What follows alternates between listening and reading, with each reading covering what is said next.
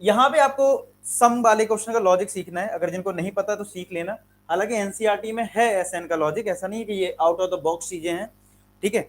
ये एनसीईआरटी में ऐसा है क्वेश्चन, जैसे लिखा है यहाँ पे क्या, some of first N terms, some of N terms जो है वो हमारा है कितना, एस एन जो है, एस एन जो है हमारा वो कितना है, एस एन, एस एन हमारा दे रखा है 3n² upon 2 plus 5n upon 2, ऐसा हमें गिवन है एस एन।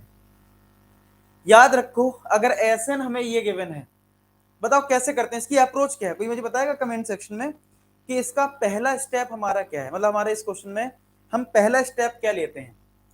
अगर एस एन दे रखा है और हमें निकालना है 25th टर्म, 25th टर्म का मतलब है a plus 25 minus 1 into D, यानी कि a प्लस 24d, यही तो होता है फॉर्मूला, एन टर्म का फॉर्मूला तो यही होता है। तो अगर 25th टर्म निकालना है, इसका मतलब a plus 25 minus 1 into D, यानी a प्लस 24d। तो टारगेट क्या है, फर्स्ट टर्म पता करना और डिफरेंस का पता करना। तो यहां पे आप जो एक चीज सीखने जा रहे हो, अगर आपको नहीं पता तो ध्यान से सीख लेना बेटा, कि अगर किसी क्वेश्चन में एसएन दिया है और एसएन की हेल्प से आपको अगर फर्स्ट टर्म पता करना है और डिफरेंस पता करना है, तो उसका क्या लॉजिक होता है वो जरा सीख लो सब लोग। क्या, सबसे पहले अगर आपको एसएन गिवन है तो आप एन की वैल्यू 1 रख दो, और एन को 1 पुट करते ही आपको S1 मिल जाता है। क्या मिल जाता है, S1 मिलता है। तो अगर मैं यहाँ पे n को 1 पुट कर दूं तो 3 इंटू 1 का square upon 2 plus 5 into 1 upon 2, कितना आ जाएगा ये, 3 इंटू 1 का स्क्वायर 3 रहेगा, 3/2 प्लस 5/2 यानी 8/2। तो क्या आंसर यहाँ पे 4 आ जाएगा, S1 कितना आ जाएगा, S1 हमारा 4 आ गया। अब n को जरा 2 रख दो।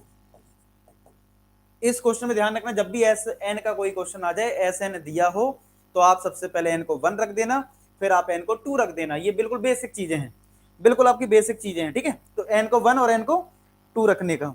तो चलो अब एन को 2 रखते हैं, तो बताओ कितना आएगा, 3 इंटू 2 का square upon 2 plus 5 into 2 upon 2 is equal to, एक 2 से ये 2 कट गया, 3 2 जा 6 हो गया, 2 से 2 कट गया 5, तो क्या ये 11 आ गया, क्या ये 11 आ गया, देख लो जरा। तो इसका मतलब S1 हमारा 4 आया, S2 हमारा 11 आया। तो अब इसके बाद आपको सीखना है कि यार क्या लॉजिक होता है इसको सॉल्व करने का, ये आपको पकड़ना है।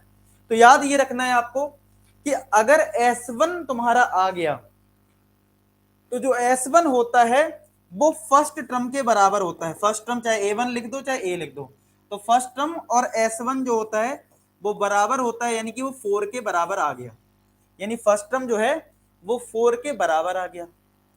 अब ये जो S2 है ये सेकेंड टर्म नहीं है, ध्यान रखना, ये S2 है। S2 का मतलब होता है सम ऑफ टू टर्म्स। क्या होता है, सम ऑफ टू टर्म्स। तो अगर मुझे इसकी हेल्प से अगर सेकेंड टर्म पता करना है A2, तो A2 याद रखना वो होता है S2 माइनस का S1।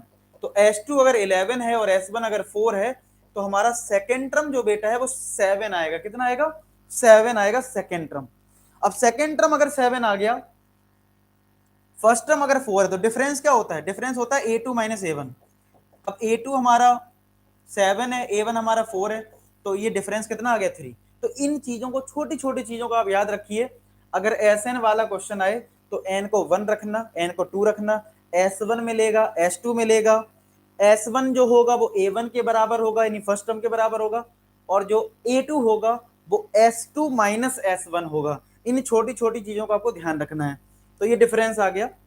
अब आप पुट कर दीजिए, तो फर्स्ट टर्म हमारा 4 है, 24 इंटू 3 डिफरेंस है, तो ये 72 प्लस 4 यानी 76।